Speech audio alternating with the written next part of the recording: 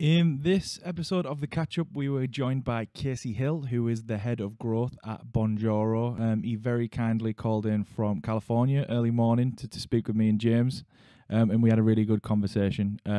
It's going to be our last episode for a while, so it's quite a good one to go out on. We're going to take some time and have a couple of ideas and hopefully come back quite refreshed. So thanks, Casey. Here we go.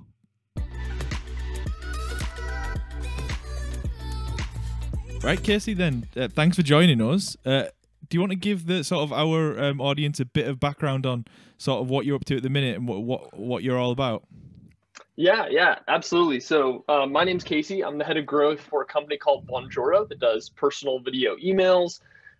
My background is a spattering of things. I've been in the software world for about 10 years. I run two e-commerce businesses. So a tabletop gaming company where I physically send product, kind of kick that off with a Kickstarter that 800% funded. And then I've just been doing that e-commerce since. And I also run a digital e-commerce business through Shopify where I sell courses about kind of earned media growth tactics. And then I also do a lot of consultancy specifically for like small to medium-sized businesses on kind of like the marketing stack side of the equation. So I'm kind of have my hands in a whole bunch of different things. But in terms of kind of my primary... in terms of my primary day-to-day job, Bonjoro is what grabs the thrust of my time. Okay, cool. I mean, my first question, Casey, like, where do you find the time to do all this? I struggle to find the time to do me normal job. So, yeah, that is a very fair question. Well, you know, it's busy. My wife is a physician going through residency, so she currently has about a 90-hour-a-week schedule, and so I think that opens up a little bit of time for me to be a little intensive about some of the career elements at this stage of my life. So maybe not forever. Maybe not forever, but right now I keep pretty busy. That's cool. So our audience is primarily sort of is e-commerce retailers. Really, we get quite obviously some agencies and other sort of SaaS businesses too. So how did you? What was the journey that took you to Bonjoro then from owning your own e-com businesses? Yeah, so I've always had kind of day jobs and then worked on some of these businesses kind of on the side. And I did the same thing for both of those e-commerce businesses. So before I came to Bonjoro, I worked for 4 years as a sales director for an inbound marketing company where I basically like worked with a bunch of small businesses. It was a really good overlay because basically my job every day was to help these small businesses get set up and run their marketing, which was very applicable to me running a small business. So that kind of overlapped, worked well. And then I actually used Bonjoro at that company. And that's how I found out about Bonjoro. And eventually Bonjoro kind of converted me over to head up marketing with them. But that's how I kind of discovered the product. We initially used it because we had a demo no-show problem. About 30% of our book calls weren't showing up. So we decided, hey, we'll send a personal video right after someone books to try to make sure that they attend. And that worked pretty well. And that's how I kind of discovered kind of that channel, I guess you would say. I guess it's going to be very difficult to find someone who's going to champion a product as well as someone who's actually experienced it and believes in the product and like a previous customer. Because if you've used Bonjoro yourself, you know how good it is.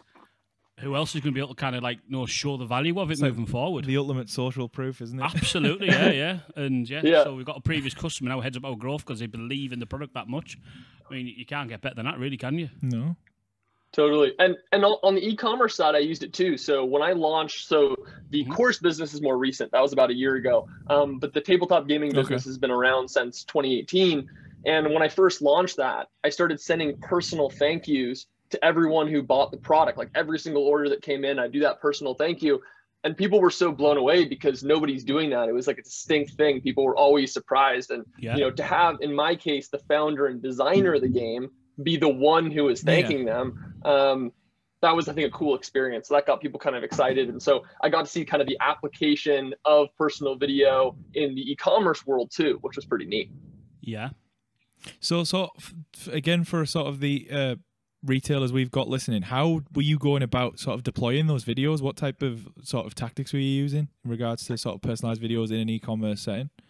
Yeah, so the most common use case we have, which was the exact same way that I was using it, is to thank new customers, right? And so this kind of like ties into, I think, this larger conversation, which maybe we'll touch on this call about kind of like where is e-commerce going and some of those trends. But I think the idea really is that more and more brands are starting to look at e-commerce from kind of a customer lifetime value perspective. So not just a single purchase, but what is going to happen over the lifetime of this customer. And that's really what personal video, I think, is involved with, saying, hey, this person buys from you once, but you want them to buy from you again. You want them to be an advocate. You want that to go beyond just the initial purchase. So the idea was you connect it in with your system, Shopify or your CRM or whatever system you're kind of intaking new customers. And then it pops up on my phone. It says, you know, hey, Harry just bought something. Hey, Josh just bought something. And I can just go in there, click record, and send that person that personalized thank you and kind of engage them a little bit around it. And that's, you know, hopefully the start of creating a little bit of advocacy around your product. In regards to sort of that level of personalization, and you touched on it there as well, actually having sort of the CEOs and the designers or whoever's put the product together sending through a thank you is something we don't often see, and I think that's due to there being quite a focus on automation when it comes to retail, especially when it comes to order confirmations and it comes to thank yous and the social proofing at the end and pushing people back through to socials and things like that. Yeah, I think a lot of that may well come from your understanding of what's available as well. So without knowing there's a tool like a Bonjoro out there, like it. So America kind of leads the way when it comes to customer service and customer experience, which I dare say that you know, what you're doing, Casey, might not be an isolated incident in the US, but I can tell you I've never had that experience in buying a product online. Bearing in mind I probably buy a product every day online. I've never had it, and hello to your cat. So yeah, is this something you've seen yourself from other retailers, Casey, when you done that, and what was it that kind of like inspired you to do that for retail? Yeah, I mean, I think it's pretty rare, right? I think the thing that inspired me is Definitely. I was using the product in my day job, right? So Entreport, the inbound marketing company, I was using Bonjoro. I was like, oh, I wonder if I could use this for my personal business. And so for me, it was just, I was already using it. And so I figured it was an easy segue for me. But I think it's still fairly uncommon. You know, it's a growing trend, absolutely. Like our e-commerce sector especially has exploded since the start of 2020. It was this weird boom or bust, right? Because certain sectors that we had contracted a lot, travel, events, obviously those got really, really hit in 2020. And then we had other sectors like e-commerce that just went crazy and grew by 300-400%, right? And so there was this kind of pendulum swing. But I think that, you know, as e-commerce gains more popularity, more and more people are sitting down and saying, how do we stay differentiated, right? Nobody wants a race to the bottom on price. No one wants to just be like, we're just going to keep price cutting. So instead it's like, what makes me memorable? What makes me stand out from all these other players? And there's a lot of things that brands can do around that kind of personalization. You know, video is just one of those mediums. I think more people are starting to have that conversation, which I think is great. And I think that's going to help those brands long-term be successful and scale and grow by having that personalization in mind. I completely agree. So I head up the client services department here at Salesfire, and we're going through the same kind of thought process now, where there's the age-old thing in SaaS where the product sells itself, and it's absolute nonsense in my opinion. So I think what we're trying to build here now at Salesfire is, okay, we've got this great product, numbers are fantastic, great results, the clients are getting that. No, talk more about the why side of things, give the customer a better experience. What do these results mean to the clients? Why do you need better results? Why do you need better performance? And deliver our whole experience and service around that side of it. Because you know, as an e-commerce retailer, I'll buy this shirt. The shirt comes in the expected delivery time. It's the same price as everywhere else. What experience have I had apart from buying that shirt that I could have got from anyone else? I think retail has to have a look at that in regards to e-commerce. I think it's a huge important thing. It's nice to see it's happening, and long may it continue. I think it ties in with what Casey mentioned there about the race to the bottom. I think what was happening is within online retail, we were starting to see that race to the bottom in terms of the price cutting and the main USP being a discount constantly. But with that comes a lack of clarity on what's actually happening. I think people, when you've got that race to the bottom going on, people are trying to hide what they're doing a lot. And they do often hide that behind automation. Whereas we're seeing companies like, say, Gymshark, Huel, you name it, those companies that have had these real big booms over sort of the lockdown period and before, if we're being honest, are creating a really niche audience, a really engaged audience, whether it comes to the product, like someone who really believes in the design, whether it's the ethics of it. You see a lot more people shopping, like making statements with the wallets at this point. Yeah, absolutely.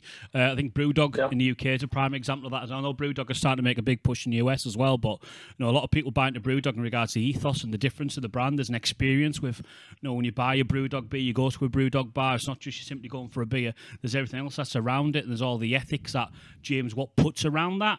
And again, that will stand them up against any other kind of alcohol retail and alcohol brand in the UK and US because of that.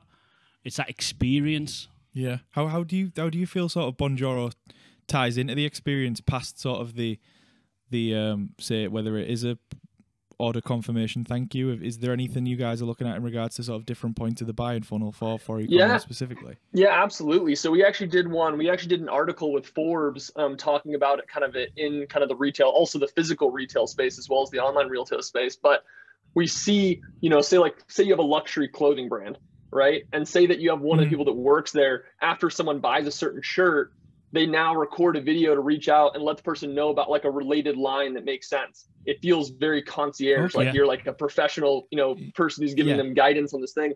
And so I think there's also an opportunity that we're seeing in e-commerce around kind of upselling or cross-selling products, using the context of what the person's bought to make it feel like a very concierge experience. You remember who they are, and it's something that's coming in with that context. And so that's another thing we see. A third use case that's become really, really big is around reviews.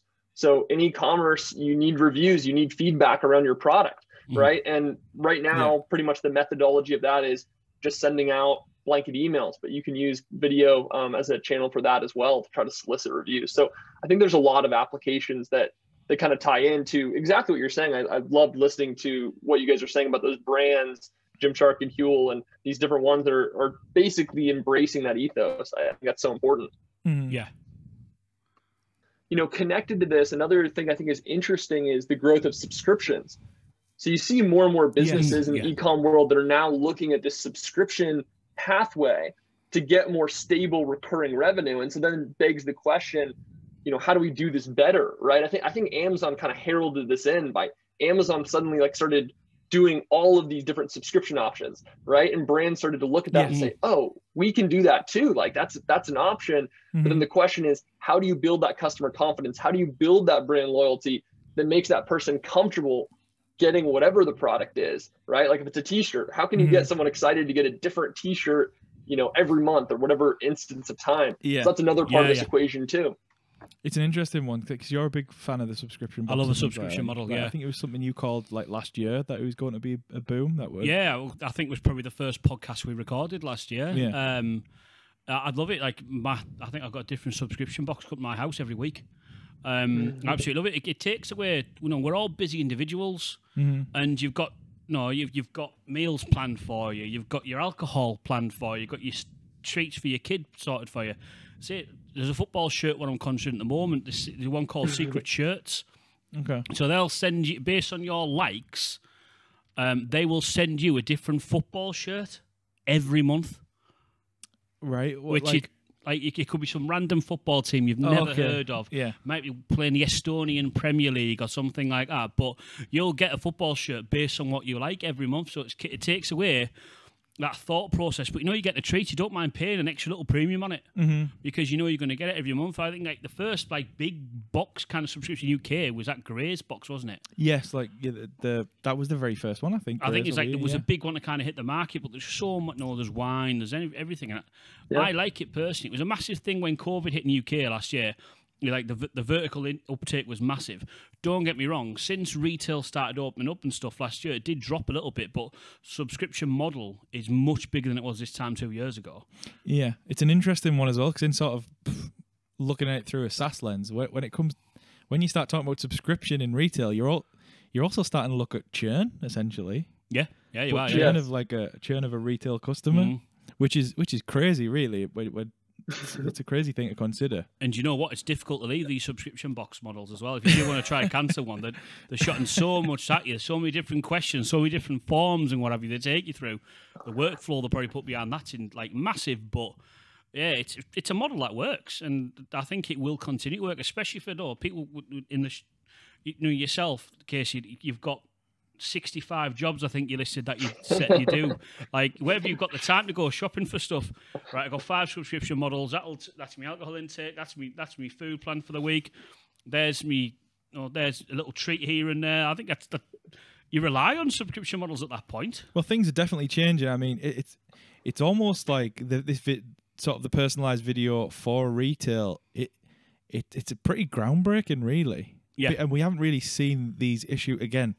Churn for someone that's like purchasing a product monthly. Yeah, is going to be huge for some of these retailers. I think so. Yeah. How much UK coverage do you guys have, Casey?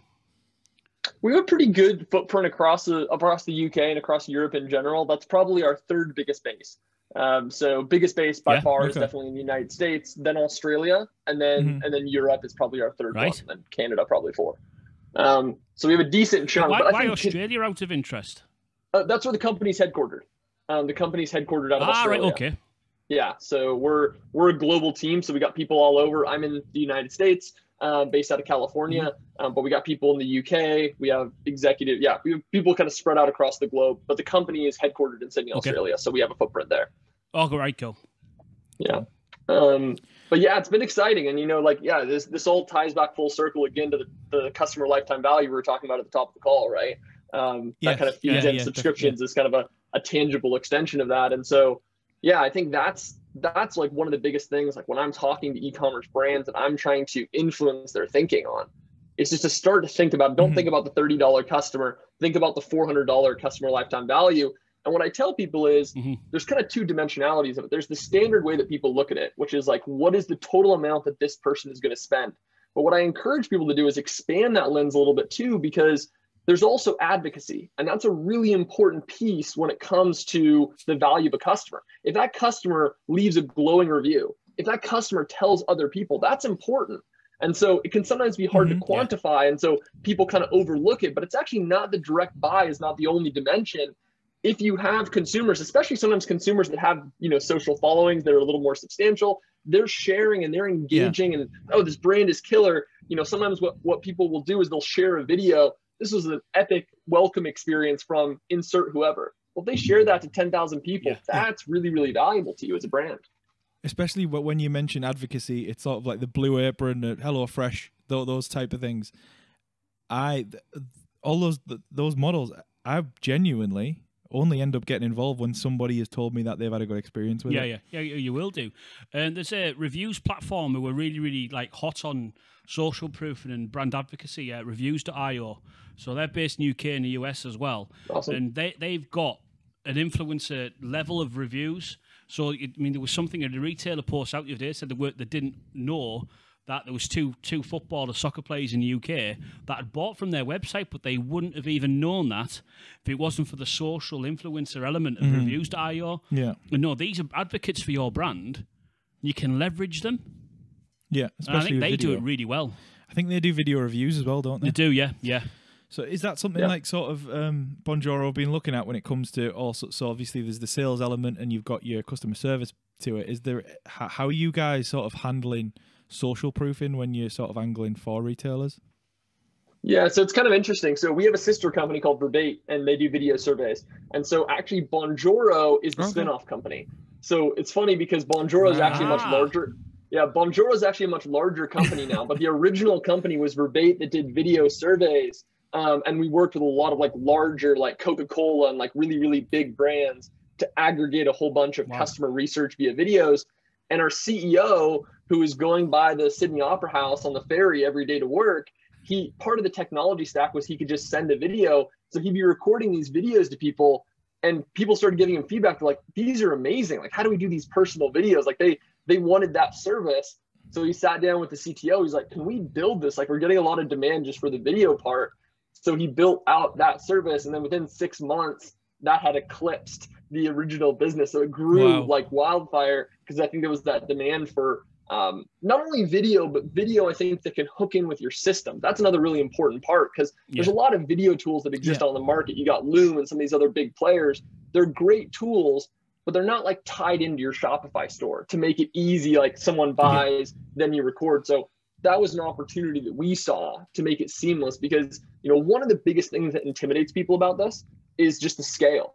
A lot of people say, yeah, that sounds phenomenal, but Casey, I get, you know, 1,000 orders a week or whatever their volume is. So they get intimidated by it. So the way I view that is, number one, you can set up kind of the filtration process, right? Well, let's only start by thanking this cohort of our highest spending people, right? That's one kind of approach you can do to it. And the second thing is, I was inspired by this company. I think they were called A Good Company. We have a use case posted on our website. They were doing 7,000 to 10,000 of these per month. And they basically had just hired a part-time person who was doing it on the side. This girl based out of the Philippines, lovely personality, super positive. She always had her dog or her cat with her while she's recording these videos. And they had just an amazing impact on their return customer rate. I think it was like a 30% lift in their return customer rate for the people who received videos versus the cohort that didn't. So it was a huge impact. And, you know, I talked to the guy about that because I said, hey, this is a really important conversation to have because a lot of people are worried about the scaling problem. And he's like, look, it's just a numbers game. Like, if I keep getting that kind of impact, I'm just going to keep hiring more people to do that same thing. He's like, if I go to 70,000 orders, I'll just hire 10 more people to keep doing that as long as those numbers stay the same. So I think that's also another possibility, you know? I mean, I imagine it's a case of sort of, for somebody who wants to dip the toe into this and sort of test it out, breaking it down into smaller steps and maybe picking 5 of 50 customers that have got higher basket value, or they've got something that's of a new range or something like that, and sort of trying to make it more manageable and break it down a bit like that. Yeah. There's a huge opportunity for it. I really do think so. But it's like, you know, we touched on it earlier. I think retailers have to work on that experience, and there's no better way of doing it, I think, than a personalised video, because you can't, let's be honest, you're selling your product online. You can't go around and hand deliver every single product you sell. No, completely. So if you if I buy this shirt and I get a personalised video at the end of it, I'm going to remember that. Probably going to go back. And completely. It's the speed element too, because there's a lot of, like, you can do personalized cards. There's a lot of really cool ways you could personalize, and I love that stuff too. But if you get a notification that pops up on your phone that, you know, person A bought item X, I can hop on and in 20 seconds, I just recorded a personal, hey, we're super excited to send you XYZ t-shirt. The design looks super crisp. Like, you know, maybe hold it up for them. Sometimes people have samples nearby, so they can hold it up. Yeah. Takes me 20 seconds. I don't have to mail anything. It becomes a very fluid process, but it's highly personalized at the same time because you're calling their name, you're addressing their order. So I think it's that meeting between personalization but time efficiency that's also super critical. It's the facelessness as well it buys you a bit of time as well, doesn't it? It gives you a bit of breathing room as a retailer if you are having a busy period, and maybe your customer service is swamped. If you're getting these little touch points out there, it's giving you a little bit of leeway as well, isn't it? For a bit of more of a cynical point of view, but it's buying you a bit of breathing room to sort of keep things going and keep everybody as happy as you can get them. And it's avoiding the bad reviews as well. Yeah. Like, that's the other thing. I mean, how often do we see bad reviews sort of not tank a company, but provide them with a very hard time to try and turn it around? Yeah, I think it was quite apparent last year, you know, at the start of COVID, some retailers were absolutely swamped. And I think it's been a detriment to a lot of these retailers who were flying high beforehand, and they just couldn't cope with demand. And now look at all these bad reviews, and people just don't go back there now. Yeah. Even if it's not even necessarily down to a lack of customer service, more of just a lack of foresight when it came to sort of handling demand. I think so, yeah. They tried their hardest, but how was that communicated? And again, it's that experience side of things.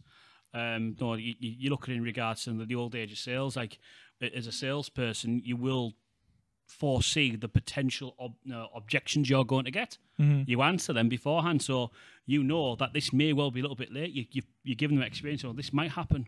Yeah. But you know what? If it does, I've had that personalised video. I've had that experience from the retail tell me something might not go well, but at least I've took the time out of their day to send me a video. Yeah. Say that. We had an experience where someone on our board told us a story of a Wi-Fi company that used video as a channel to communicate around they had some sort of delay, they had some big problem, and like our board guy was super frustrated because he kept having these internet issues that were happening. But he said he was so stunned that a company like a Wi-Fi company, it's always faceless. Like you think of certain industries like banks and, you know, telecommunications, like they're never going to contact you personally. But that personal touch of just seeing a real human being, he's like, wow, it was kind of crazy. Like I felt like they actually cared enough to take that step. And so I think that's I really like that comment you're saying about like changing that faceless dynamic, because I think, yeah, there's certain industries where you just don't expect it. And to be candid, like in e-commerce and in retail, I think you often don't expect, you know, to have that human face too. Like that's an industry where we're not used to, like we're saying, 99% of our purchases don't follow that model. Yeah. I think that's what's like quite refreshing about the sort of the proposition of Bonjoro as well, especially for retailers. It is literally, I think, as we mentioned before, the race to the bottom with pricing and discounting, and then all of a sudden these sort of big established retailers haven't successfully moved online as well. Yeah. We've seen a few examples of people trying to do it that way, they've flourished on the high street and they haven't been able to make that jump. Whereas these startups which started online and were born out of sort of influencers, and they were born out of social media, and they're born out of social proofing, have done it really well. And then this is almost a way to sort of bridge that gap for those sort of slower moving entities, if that makes sense. Yeah, I completely agree. Yeah, 100%. So we're being told, I think we're almost coming at the end of our time here. But I was trying to say to Casey, give you what's Bonjoro looking like going forward? What we're going to be expecting to see from you in the next sort of year? Yeah, I mean, we have all sorts of exciting plans from a product perspective about things that we want to kind of add in. We're thinking about new channels, like using SMS as a way to deliver things. We're thinking about, you know, being able to like embed a review right in the video. So the concept would be, imagine that you send them a video and then instead of a call to action, it literally like just slides up to a review page that's embedded. So they could do it right there on the video. That's awesome. So we have a whole bunch of stuff we're kicking around. And we're also looking to continue to expand our integrations. You know, our integrations, like I said, has been really important. And we see like Klaviyo is a good example. They come up, like a handful of other companies that come up that we think are valuable to kind of add to our repertoire. So we want to continue to find companies that are servicing those markets and tie in and integrate with them to make it as seamless as possible for our customers. So if you were to give advice to a retailer who was looking to get into video now and they were looking to start on this journey, they had no prior experience, they've never got in front of a camera before, what would your sort of first steps or 5 tips be to those guys into getting started? Yeah, 100%. So the biggest tip I always tell people is when it comes to personal video, treat it different than produced video. What I mean by that specifically is with personal video, don't sweat about the lighting, don't sweat about the perfect, you know, what you're wearing. It's a different type of thing. Yeah. So in produced video, it's more aspirational. You're trying to look polished and refined. In personal video, it's all about relatability. And looking like a normal person and being in a normal setting is what makes you relatable. So what I tell people is I do almost all my videos walking outside. Like Bonjoro has a mobile app. And so I just go cruise around my neighborhood. I'm walking around, lights going, whatever. There's people drilling in the back. Like there's all sorts of complications. But people see like, oh, hey, here's this real person who's walking down his street and talking to me about my business or something that's going on. And I think that resonates. And that's what gives the 70% open rates. And that's what gives all these metrics of really strong engagement. So the first big tip is just to kind of not sweat a lot of the standard stuff that you sweat with video. The second thing is, and I'm a big data guy, start with a very specific experiment. You know, the best way that I love to quote unquote convince people of Bonjoro is just to say, hey, take 50% of your process, right? Do it the exact same way. I don't want you to change a thing. Try to plug in Bonjoro to this other 50%. Record how much time, because everyone's stressed about time. We don't have the time. I say, record how much time it takes you. And then it's just a numbers game. We spent 10 hours this month. And what happened in terms of the buy behavior and the patterns of that cohort, right? Whatever your goal is, how many reviews did you get? If that's your focus, you know, for customer lifetime value, you need to spread it out to maybe 3 months to get a good marker indication. But the idea is just look at the data. And then that should inform, right? Like if you look at the data and within 3 months, you see a 30% increase in return traffic, like you're probably going to stick around, right? So that's the kind of things I encourage people to do. Start small, test it, get confident with that, and kind of take it from there.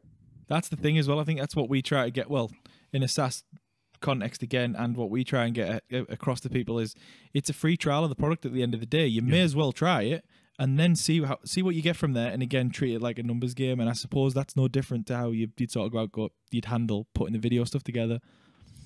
Yep, exactly, 100%. Yeah, we feel the same way. We have an open trial, no credit card, 2 weeks, get straight in there, name and email. So makes it really easy to kind of validate it and give it a shot and see if it works for you.